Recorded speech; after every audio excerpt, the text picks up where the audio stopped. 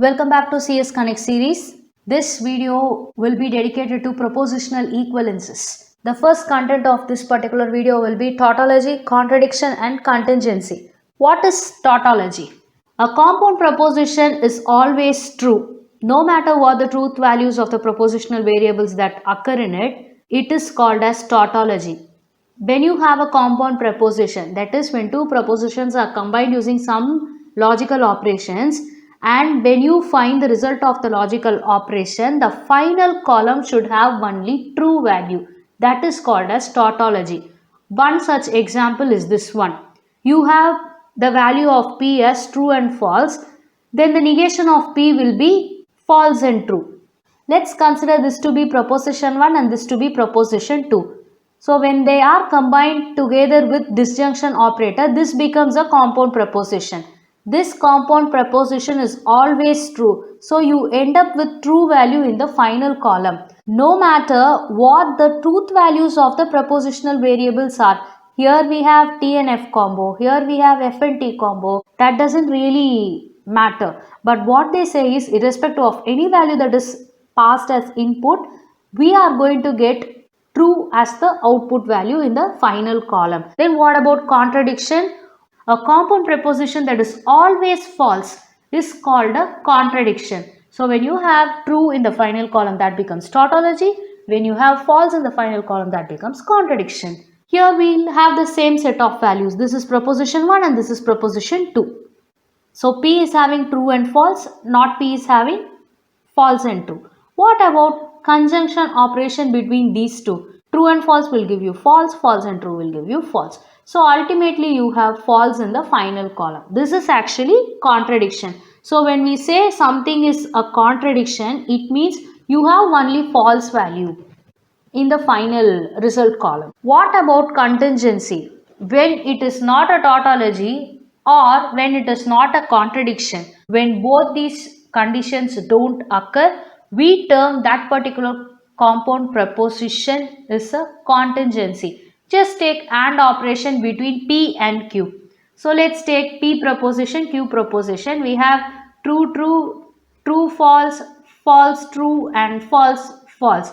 When you use conjunction here, the AND operation, you ultimately get T here and F here. So you don't have true in the final column in all the rows, and you don't have false in the final column in all the rows. Instead, you have a combination of true and false together. This is actually contingency. It will have a truth table with both true and false rows. At least one true row will be there and at least one false row will be there. That's what they say. Here we have at least one true row and 3 false rows. When you take negation of AND, say for example negation of P and Q, at that time you will have at least one false rows and 3 true rows. This is what they say. At least one T will be present and one F will be present. More than one it's fine, but they say at least one. So whichever proposition that is neither a tautology nor a contradiction will be called as contingency. Now we are getting into the main topic of the video, logical equivalence. The notation P equivalence Q denotes that P and Q are logically equivalent. When you apply some kind of logical operation, whatever result you get for left hand side, if it is equal to the result that you get for the right hand side, that time they are called as logically equivalent when LHS is equal to RHS. Here they have just mentioned two propositions P and Q stating that they are logically equivalent. The compound propositions P and Q are called logically equivalent if P by implies Q is a tautology. The symbol by implies is sometimes used instead of this equivalence symbol to denote logical equivalence. What is this P by implies Q? So when you have P as a compound proposition and Q as a compound proposition, when you find P by implies Q is a tautology, that is also another way of saying that they are equivalent. Why do they bring by implication here? In by implication, you have a condition. Whenever P and Q are true and whenever P and Q are false, you will have true value. What is this final column true? It is tautology. That's why they say when both are going to be true in the same place or both are going to be false in the same place, that will give you true value. That's why it's a tautology. So one way to check whether the compound prepositions are logically equivalent or not is to check whether this by implication of those preposition ends up in tautology. So how to determine whether two compound prepositions are equivalent? Even when you go with by implication, by what means will you prove it? One way is to use the truth table. That is what we have been seeing so far. And another one method is to use logical equivalences. So what's the truth table here? The compound prepositions P and Q are equivalent if and only if the columns giving their truth values agree. In simpler terms, we can say when the result column of left hand side and right hand side are equal, we can say they are logically equivalent. What about this logical equivalences? There are various laws including the ones involving conditional statements and biconditional statements.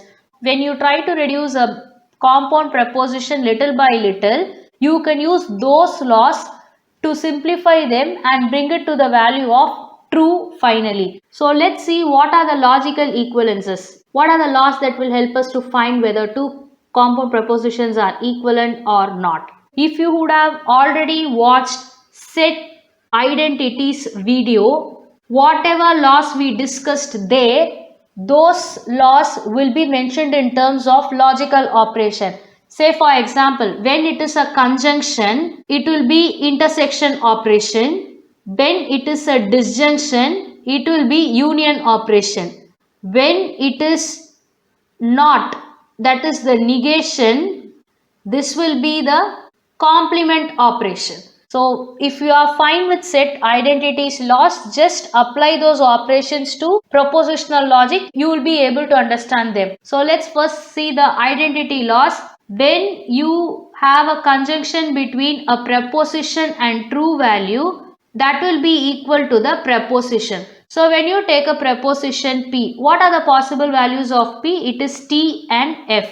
When you do AND operation with T, you will get T. When you perform AND operation with T for this particular F value, you will end up with F.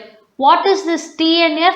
It is nothing but the P column. That's why they say whatever preposition value that performs a conjunction with true value will give this particular preposition value as the answer. Whenever we have a preposition with disjunction operation along with false, again we end up with the preposition.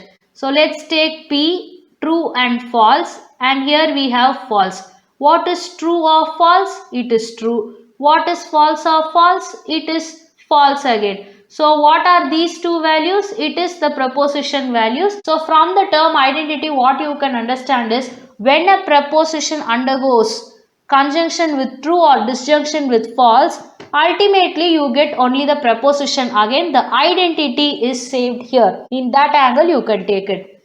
What are the next laws? Domination laws. Along with the preposition, you are going to take a truth value and perform an operation. This truth value will be dominating finally. So just take the preposition P, perform a disjunction with true. What is the rule for disjunction? At least one value should be true. Here the value is true. Whether P is going to be true or false, it is not going to do any issue. This true will be retained in the right hand side. So when you perform disjunction with true value, you will ultimately get true. What about conjunction with false value? When you perform false and false, or when you perform true and false, you will end up with false only. So here the truth value is actually dominating. That's why it is called as domination loss. What about the next loss? Idempotent loss. Any operation with the preposition should give the result of the preposition itself. P or P will give you P. P and P will give you P. It means when you take T and F for P and another T and F for the P, what is true or true? It is true. What is false or false? It is false. What about and? True and true will give you true. False and false will give you false. So what is this T and F? It's again P. When you perform conjunction or disjunction with the same preposition, you will end up with the same preposition, truth value only. This is idempotent, where everything is the proposition itself. What about double negation law? When there is a preposition and when you use negation, it becomes not the preposition. When the not of preposition is applied another negation, this will become the preposition again. So negation of negation P will be equal to P. This is double negation law. The next law is negation laws. So you are going to work with the negation of the preposition. So preposition, when they are using disjunction with the negation of preposition, we end up with true value. Why? Because when you have T, F here, the negation will become F and T.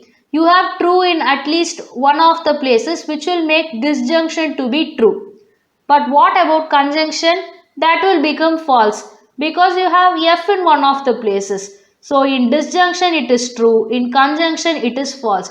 Actually, this is the example that we saw for tautology, and this is the example that we saw for contradiction. So P or negation P will be equivalent to true. P and negation P will be equivalent to false. So far we have been discussing only about one compound preposition or one preposition, we can say, that is P. Now we will involve more than one preposition for the rest of the laws. The first law is commutative laws. What is this law stating? When you perform P disjunction Q, that will be equal to Q disjunction P. So this is like saying A plus B is equal to B plus A. P or Q will give Q or P. P and Q will also be equivalent to Q and P. Both these sides will be equal, that is commutative. What about associative? When you have the same operation here, performing disjunction between the first two and combining with third will be equal to performing the disjunction between second and third first and then combining with first. This is just moving the brackets from the first set of variables to the next set of variables. Similarly, it is applicable to conjunction. So, this associative laws are true for disjunction as well as conjunction.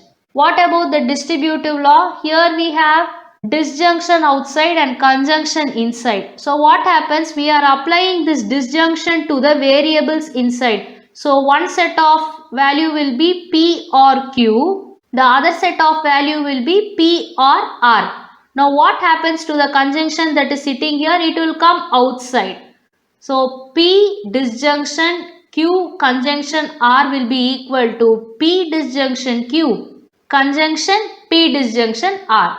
What about the other law? Here we have conjunction outside and disjunction inside. So P conjunction Q will be one expression. P conjunction R will be another expression, and both of them are combined using disjunction operator. This is called as distributive law. Next we have De Morgan's law. We have something called P and Q here. When you negate it, what happens? Apply the negation inside. Negation of P becomes negation P. Negation of Q becomes negation Q. What is negation of AND? It becomes OR. Similarly, when you apply negation to disjunction, it is negation of P and negation of Q. So when negation is applied to disjunction, it becomes conjunction. When negation is applied to conjunction, it becomes disjunction. So this is De Morgan's law. The final law that we are going to see is absorption laws. What does absorption do? It will absorb the other proposition and only one proposition will come out. In distributive law, we have three variables P, Q and R. But here in absorption law, we have only two variables. Absorption law states that when you have disjunction and conjunction that is applied next to next using the same preposition, only this preposition will be coming out. Similarly, when you apply conjunction and disjunction like this, the preposition will be coming out. So from these laws, what do you understand? Negation, conjunction and disjunction form a functionally complete collection of logical operators. It means You can express all these laws using these three operators alone. So now we will see the logical equivalences that involve conditional statements. So the first law is P implies Q is equivalent to negation of P or Q. This one is already discussed in propositional logic video. In fact, we actually saw negation of P or Q for the phrase Q unless negation P. So I was explaining for that context. So this is one equivalence. P implies Q and negation of P or Q are logically equivalent, and we have a name for this equivalence. It is called as conditional disjunction equivalence. Here it is conditional and here it is disjunction, so it is termed as conditional disjunction equivalence. What about the next law? We have P implies Q, which is equivalent to negation of Q implies negation of P. What is this expression? Can you remember? When you have a conditional statement, namely P implies Q, we have converse which is equal to Q implies P, and we have something called contrapositive which will negate this particular converse, namely negation of Q implies negation of P. This contrapositive, we said it is equal to the conditional statement. We also saw both the truth tables where we ended up with the same final result column. A conditional statement is equivalent to the contrapositive, we can say. Now this can be proved in the reverse way. Take negation of P implies Q. Just take negation of P. Instead of this particular negation, we are going to apply another negation. This will change as or Q. What is negation of negation P? Just now we saw in double negation law, it is going to give P. P or Q. This is the left hand side now. So from the right hand side we are starting, applying the laws and bringing it to left hand side. Since it is involving conditional statements, we are just giving it here. The next law is P and Q is equal to negation of P implies negation of Q. Now let's take negation of P implies negation Q. What is this actually? Let's keep the negation as it is. Apply this particular rule here. It is negation of P or negation of Q. We have to apply the negation inside. Negation of negation P. Then negation of disjunction will give you conjunction. Then we have negation of negation Q. What is negation of negation P? It is P. Then we have conjunction. Then we have negation of negation Q, which is Q. So did we get P conjunction Q? Yes. So using the previous logical equivalences, you have to bring it to this form. But here they have just given it in other way. It can be expressed using conditional statements. In that way they have given. But you can apply the reverse learning also. Next is negation of P implies Q is equal to P and negation of Q. What is P implies Q? It is negation of P or Q. Now you have to apply negation to it. When you apply, this becomes negation of negation P, conjunction negation Q. So this will be P conjunction negation Q, which is correct here. Then we have P implies Q and P implies R, which is equal to P implies Q and R. Here they are making this P implies come out, and then they are bringing this conjunction operator inside. So this is the reverse of distributive law, we can say. Now just take the right hand side. It is P implies Q and R. So now apply implies here. It is P implies Q. Apply implies here. It is P implies R. Now we are going to take this out in between them. So this is conjunction. This is what they have brought here. The distributive law in other way using implies operator and conjunction operator instead of conjunction and disjunction. The next law will be P implies R and Q implies R.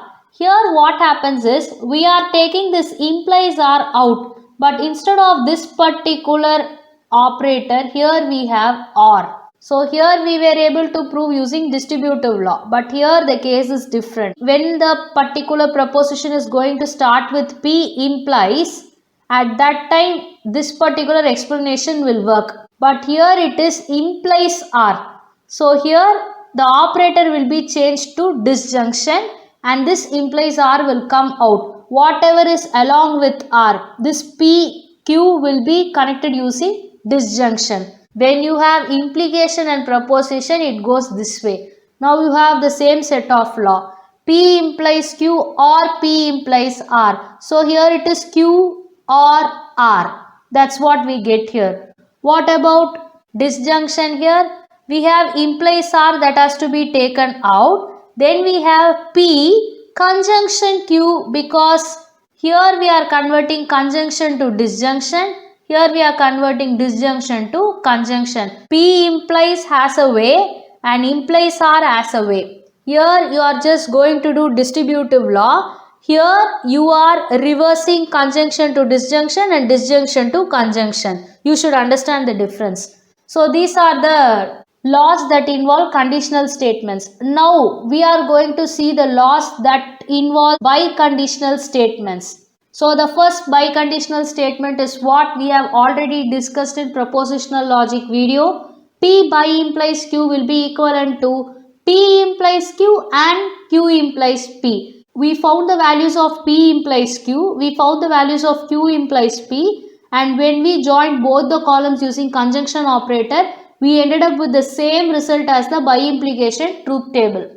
What about the second law? Let's take the truth table of by implication operator. This is true, true, true, false, false, true, false, false. Where do we get true here? We will get only in the first and the last row. The remaining rows will have false, because in by implication you should have same values in the proposition in order to make it true. Whether it's true, true or false, false, it has to end up with true. Now they have told this is negation of P. What is negation of P? This will become FFTT. What about negation of Q? This will become FTFT. Now combine them using biconditional. The first row is FF, so this will give true. The last row is TT, so it will give true. The remaining rows will give you false.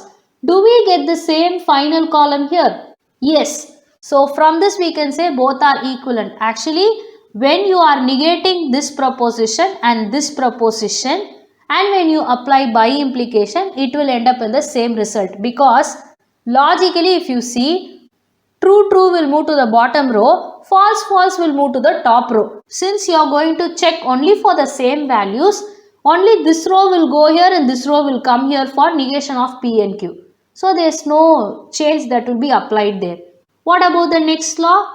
We have P by implies Q, which is equal to P and Q or negation of P and negation of Q. So AND operation between the proposition and operation between the negation of the proposition connected by disjunction will give P by implies Q. What about the next law? Negation of P by implies Q is equivalent to P by implies negation of Q. We have to find the negation of this particular value. This is the LHS that we are going to see. Just find it is FTTF. Now what we have to do is we have to find P and negation of Q. So instead of this particular column, we will go with P. It is TTFF.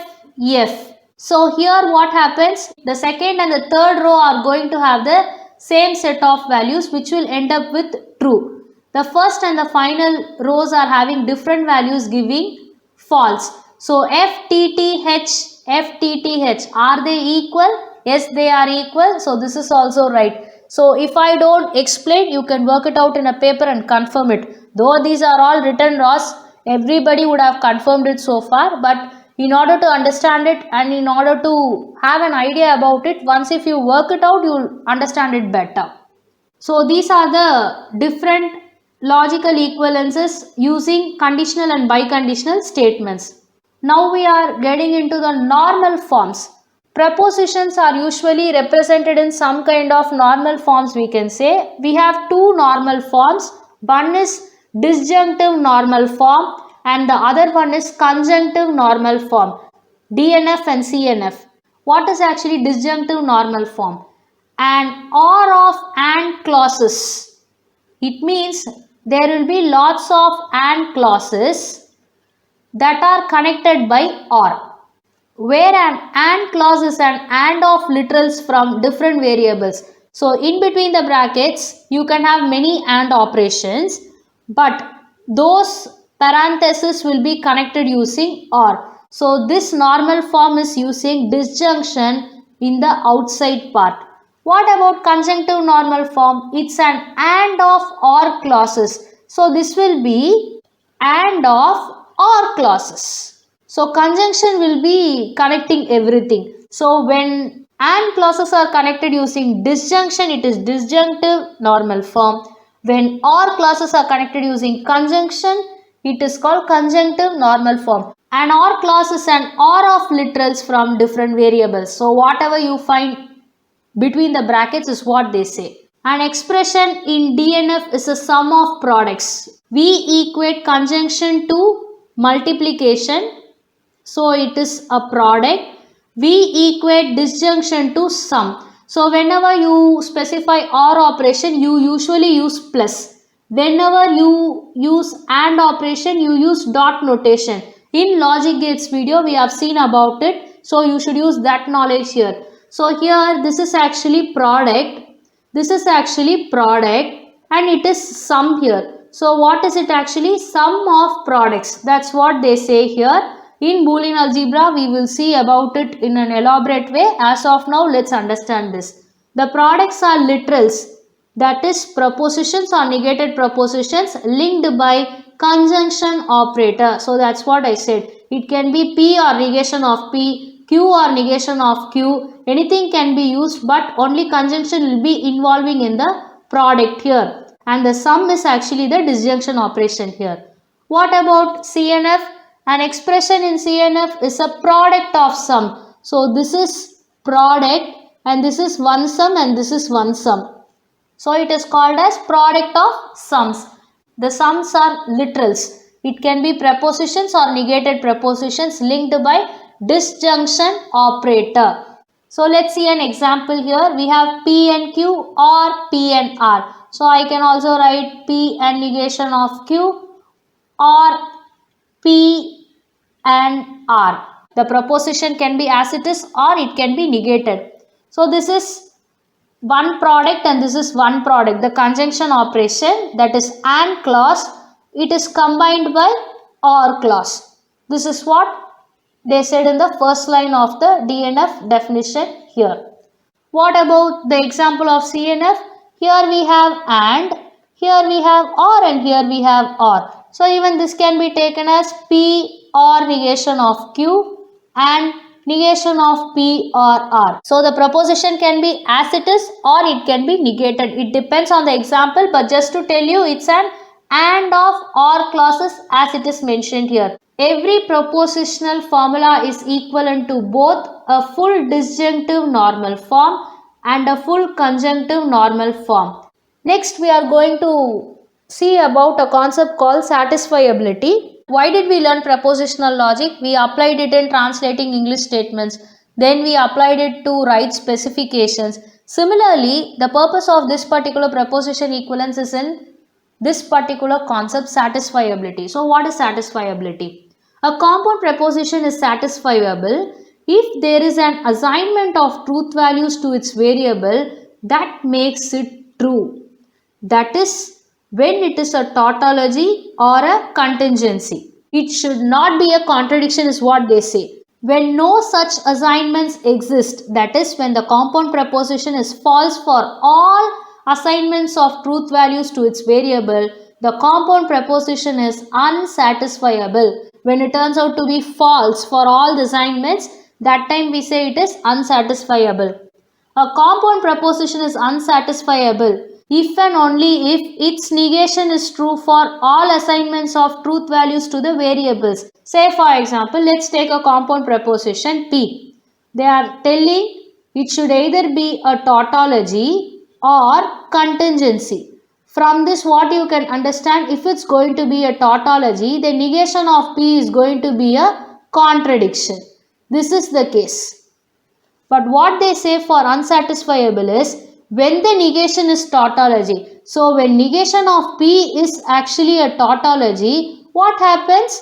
P becomes contradiction. When they say P is a contradiction, it comes to the unsatisfiable condition here. When we find a particular assignment of truth values that makes a compound proposition true, we have shown that it is satisfiable. Such an assignment is called a solution of this particular satisfiability problem. If we would have got a set of values for all those variables in which we get true as the final column value, then that particular set of values of those variable will be called as the solution. This is just a theoretical explanation. When we get into a problem, we'll understand this better. However, to show that a compound proposition is unsatisfiable, we need to show that every assignment of truth values to the variables makes it false. So in order to find something as satisfiable, you have to rightly find the combination in order to get the solution. But in order to prove something as unsatisfiable, all you need to check is whether you are getting false finally. So this way, this problem is easy to solve rather than this problem. Because imagine when there are 4 variables, you have to go through all the 16 rows and then get a value where there is true and then find the solution. But here you have to go through all the 16 rows. But when you get false everywhere, you need not go and check which is the solution. You can easily complete the problem stating that it is unsatisfiable. So comparing to satisfiable, unsatisfiable is actually easy to prove. We'll move to the practice problem session now. Use a truth table to verify De Morgan laws. They have listed both the laws here. So let's go for the truth table now. The first law, negation of P and Q is equivalent to negation of P or negation of Q. So let's take the propositions P and Q column. We have true, true, true, false, false, true and false, false. What is P conjunction Q? Whenever P is equal to true and Q is equal to true, we will have true in conjunction. The rest of the places, when either one of the value is false or when both the values are false, we will end up with false. So this is conjunction operation. What about negation of conjunction? Whatever you have in this particular column, you have to negate the value. So true will become false and every false value will turn to be true. So this is the left hand side column. What about negation of P? We have F, F, T, T. Negation of Q will be F, T, F, T. The final column is negation of P or negation of Q. So F or F will give F, F or T will give T, T or F will give T, T or T will give T. In disjunction, when both the propositions are false, the result will be false. Other than that, every other result will be true. Now just take this to be the RHS. Is LHS equal to RHS? Yes, it is true. So we are verifying that these two sides are equivalent based on truth table values.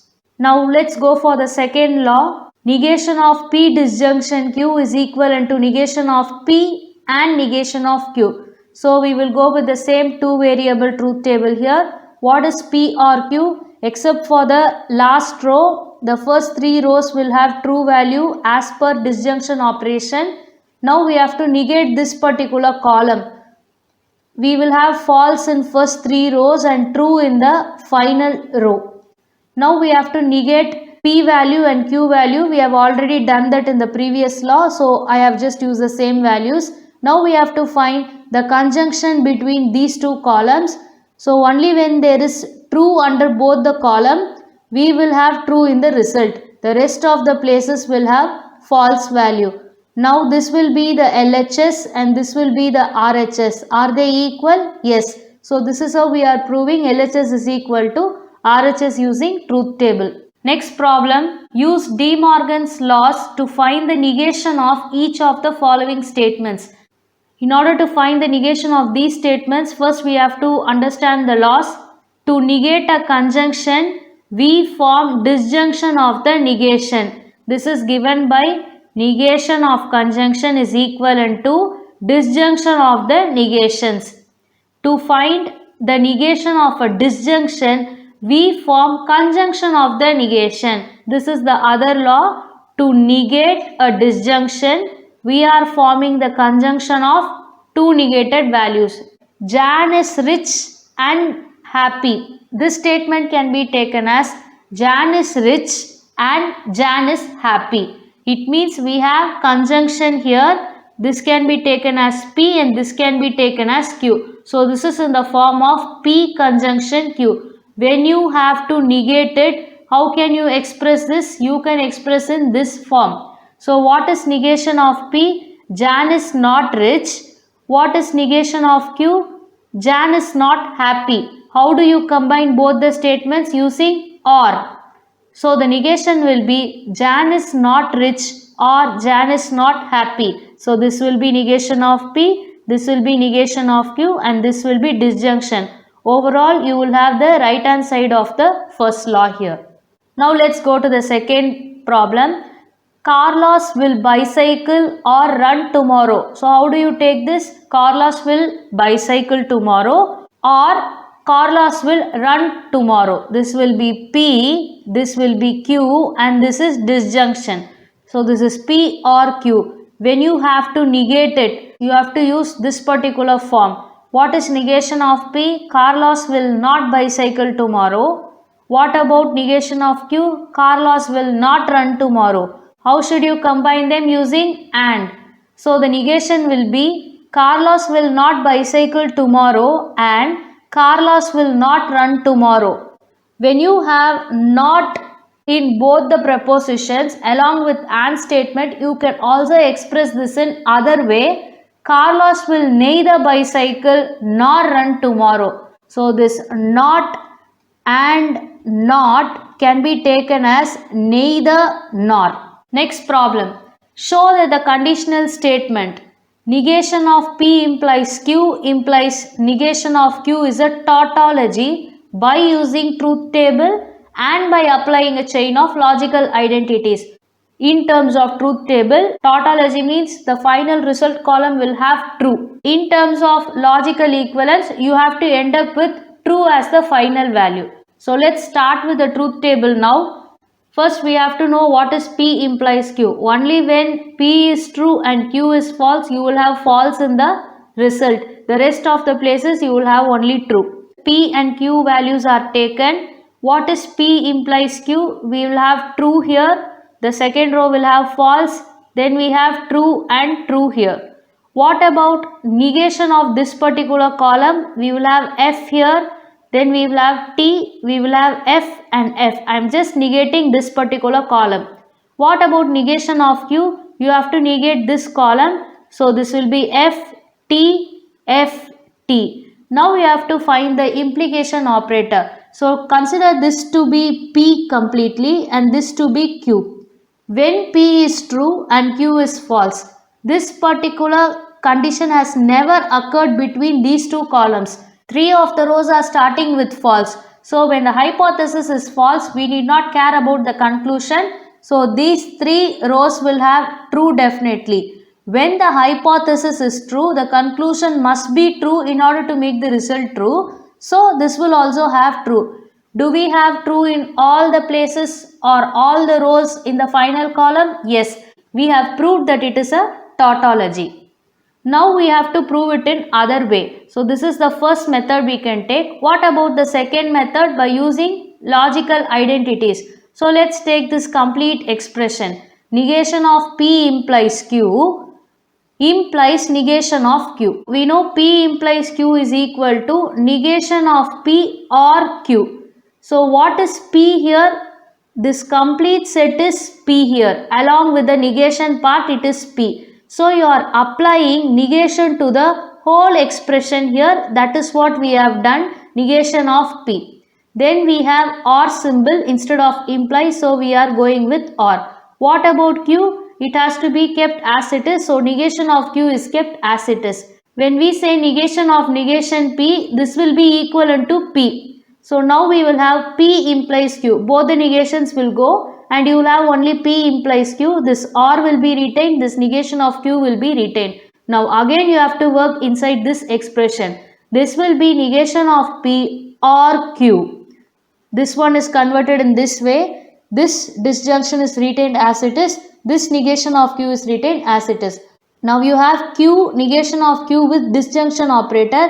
You can just consider this alone. So Q or negation of Q will give you true. If Q is going to be true, then negation of Q will be false. When Q is going to be false, negation of Q will be true. In either way, if you take, the value is going to be true. So this will be negation of P or true. When you have a disjunction operation along with true value, ultimately you will have true value in the result.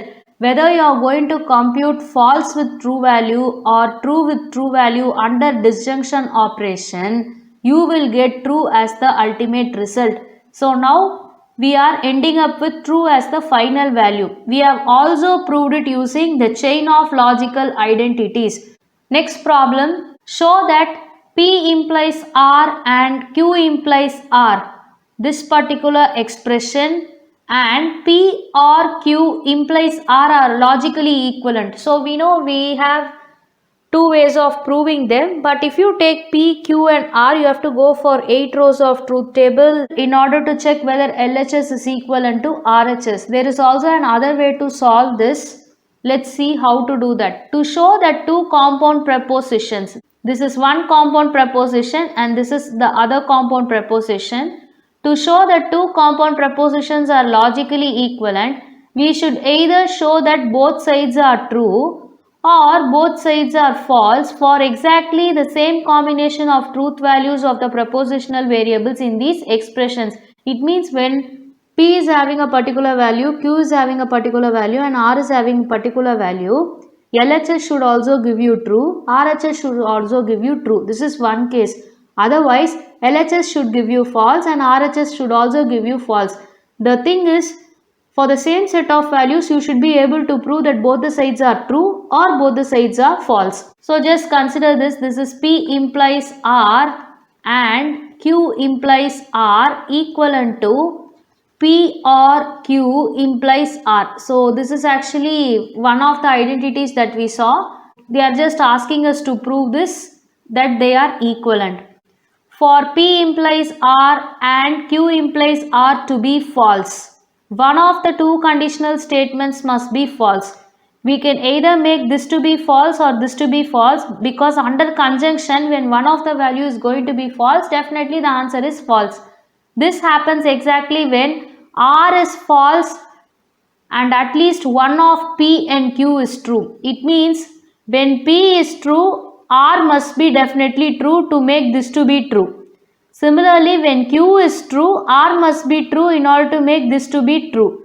When P or Q, when either of the value is going to have true and R is going to have false, definitely one of the expression will turn to be false. So let's translate this. True implies false and false implies false. This will give false and true. So this will also give you false. So this is P, this is R, this is Q, this is R. Now we will have P as false and Q as true. Here also we have true and false, which will give you false. Now we will go with true in both P and Q. T implies F and T implies F. Both will give you false. Ultimately this is also false. So when R is false, at least one of P and Q is true. So either one can be true or both can be true. Only in that case we can make this particular expression to be false. But these are precisely the cases in which P or Q is true and R is false, which is precisely when this particular expression is false. So here also in this statement, when R is going to be F, this combo should have true. Under what conditions you will have true? P should not be equal to false and Q should not be equal to false. This can be P can be true or Q can be true or both P and Q can be true. Only in these three cases you will have P or Q to be true. So this makes the condition that both the values should not be false, which is actually equating to this particular statement. So at a time P and Q should not be equal to false and R is definitely false. For these cases, we will definitely have false under both the sides. Since two propositions are false in exactly the same situations, we can prove that they are logically equivalent. So this is giving false under R is equal to false, P or Q to be true or P and Q to be true. This is also giving you false when R is equal to false. Same way P or Q or when P and Q both are going to be true. Now let's go for the second subdivision of the same problem. Show that P implies Q implies R implies S the left hand side and P implies R implies Q implies Z the right hand side are not logically equivalent. To show that these are not logically equivalent, we need only one assignment of truth value to P, Q, R and S for which the truth values of the LHS and RHS are going to differ. So let's try to make the first one as false. In order to make this particular expression false, you have to turn S to be false and R to be true. So here we have R true and S false, which will give R implies S to be false. When you have P implies Q to be true, R implies S to be false, this implication will also give you false. So here the first condition is we have to make R implies S false. So R will be true and S will be false. If we let P and Q be false, then each of the other three simple conditional statements, namely P implies Q, P implies R and Q implies S will be true. So here only under this condition you will have false. We can make P is equal to F and Q is equal to F. Under these condition, P implies Q will definitely be true. So if this is going to be true and this is going to be false, you get false in LHS here. P implies Q will be F implies F. This is for the case of left hand side. This will give you true. So true implies this particular value. False will give you false. Now what is LHS? It is false. For what value? P is equal to F, Q is equal to F, R is equal to T and S is equal to F. These are the values for which we get false. Now just go for the RHS. We have P implies R, Q implies S. Apply the same values.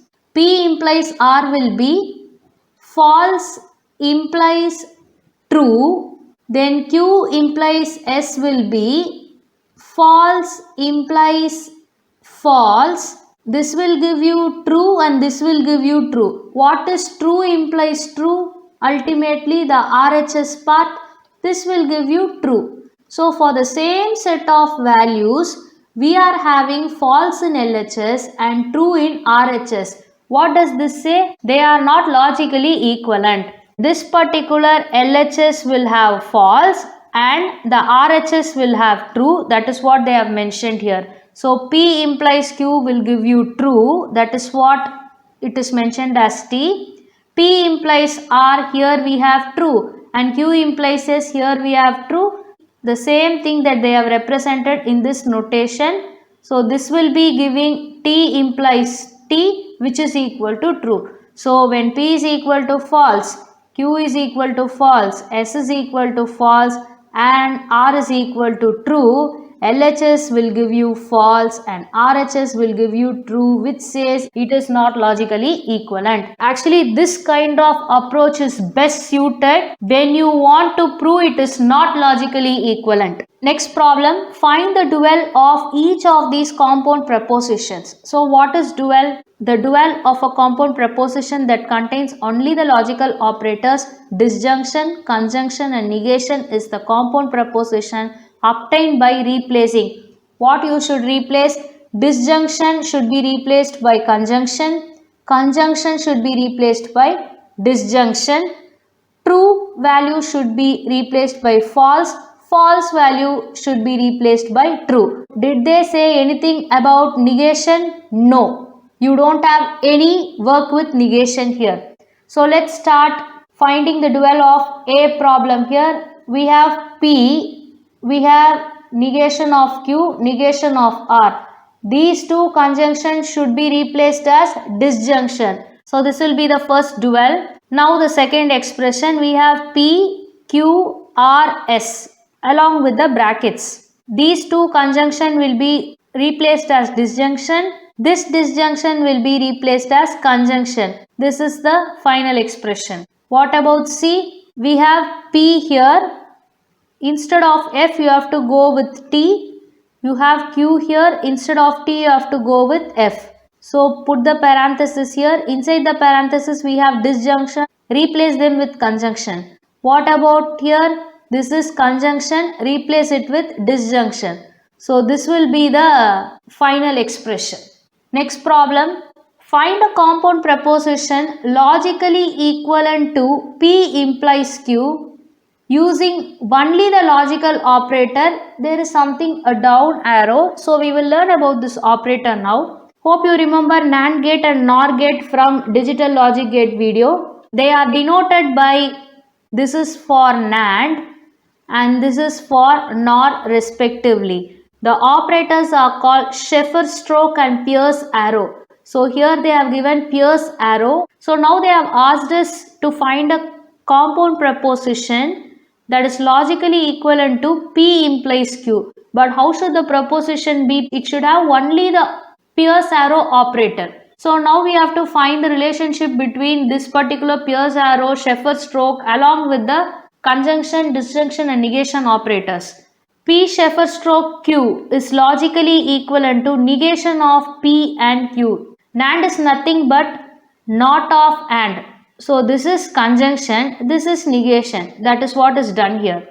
What about Peirce arrow? This is equivalent to NOR. It means not of OR operation, which is negation of disjunction.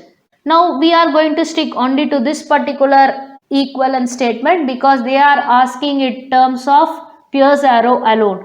Peirce arrow operation is logically equivalent to negation of P or Q. This is actually in the form of De Morgan's law. So this is the law that we are going to use it for Peirce arrow notation. P implies Q will give you negation of P or Q. So using these laws, we are going to work with this problem. P implies Q is equivalent to negation of P or Q. We are taking from this law here. When it is P arrow Q, we represent it as negation of P or Q. When it is P arrow P, we can represent this as negation of P or P. What is P or P? That will give you P along with this negation. So P arrow P will be negation of P. So how can I express this negation of P? Using P arrow P. Now we have converted one logical operator using Peirce arrow symbol. Now we have this OR symbol here. For this purpose, we are seeing another expression. We can express P or Q in terms of Peirce arrow like this. Both these variables should be placed under these two sides, and instead of the disjunction operation, we are placing the arrow symbol here and even here. So this is the format that we are going to have. Using that, we will work for the given problem. So take this completely to be P and completely to be Q. In the LHS, wherever you had P, in those places you have to insert P arrow P. So just take this particular expression P arrow P arrow Q. So this is the first expression. Then we have another arrow here. Now instead of this particular P, we will have P arrow P, then arrow Q again. So this is taken as P and this is taken as Q. It is expressed in the form of Peirce arrow using this particular expression. So wherever you had P here, instead of P, we are just converting it to P arrow P. This is P arrow Q. This is P arrow Q. For the same format, we are using along with the Peirce arrow symbol. Now just check. Find a compound proposition that is logically equivalent to P implies Q. So we are starting from P implies Q. We are ending up with an expression which contains only the peirce arrow symbol. So the equivalent expression of P implies Q will be P arrow Q as the first expression, then another arrow P arrow Q as the other expression. Now we also have another equivalent statement. What is P arrow P? It is negation of P. So we are seeing P arrow Q. So this particular expression is converted as negation of P arrow Q. Next problem, find an equivalent specification that involves disjunctions and negations but not conditional statements. It means they would have given in the form of conditional statements, but you have to express it in form of negation and disjunction. Why are they using only disjunction and negation? Because we know P implies Q is equivalent to negation of P or Q. What two operations are here? We have negation and we have disjunction. The following sentence is taken from the specification of a telephone system. If the directory database is opened, then the monitor is put in a closed state. If the system is not in its initial state. This specification is hard to understand because it involves two conditional statements. They have given if then, but in order to make this then to be true, again an if is produced. So let's take the proposition separately. The directory database is opened. This one is one proposition. The monitor is put in a closed state is another proposition. The system is in its initial state is another proposition. You should not consider not here because this is negation operation. Now let's take these propositions as P, Q and R. If the directory database is open, then the monitor is put in a closed state can be taken as P implies Q. Now when you take the second conditional part, it is given as if the system is not. So we can take it this way, negation of R. This is in the form of Q if P. So this is if P. What is Q if P? It is P implies Q. So this is negation of R implies P implies Q. So this is the format that we are getting. Now we will just go with the implies operation inside the brackets. This is negation of P or Q. Now when you want to apply this particular implies, it is negation of negation R or negation of P or Q. Now what will this give? This will be R or negation of P or Q. Now what is this?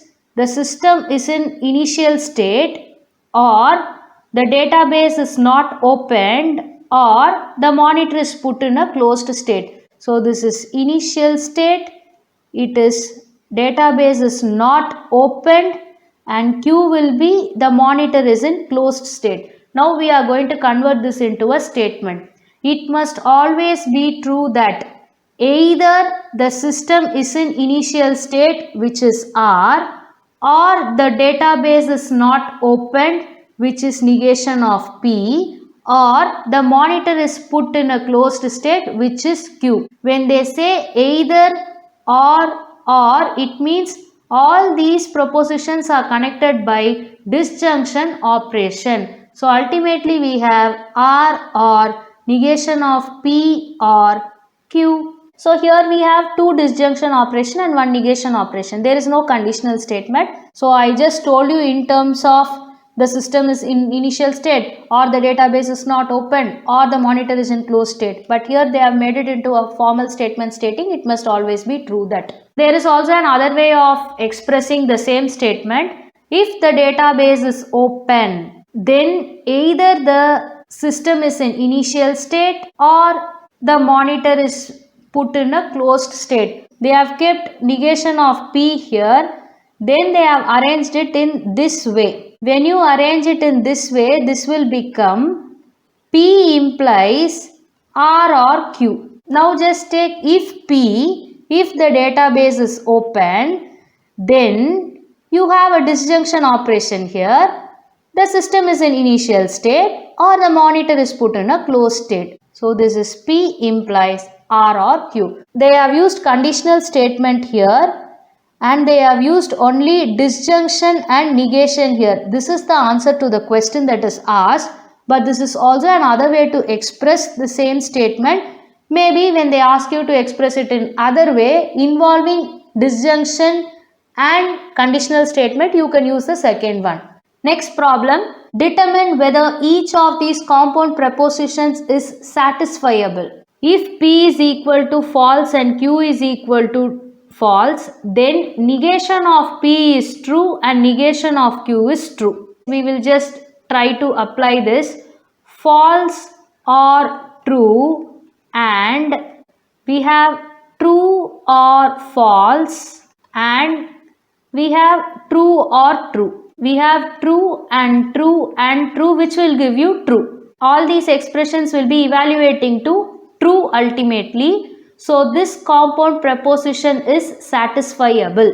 Now we will get into the second subdivision of the same problem. Here we have implication operation. So let's see the implies table. When the hypothesis is true and conclusion is false, we will have false here. When we have P is equal to true, negation of P will become false. So true, true, false, false. When you take Q to be true, negation of Q will be false again. This is true, this is false.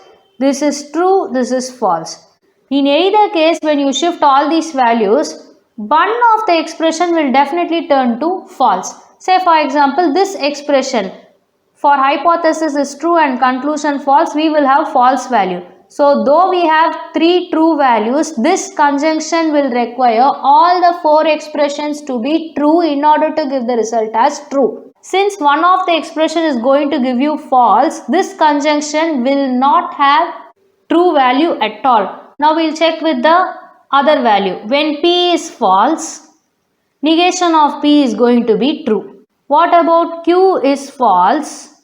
Negation of Q will be true.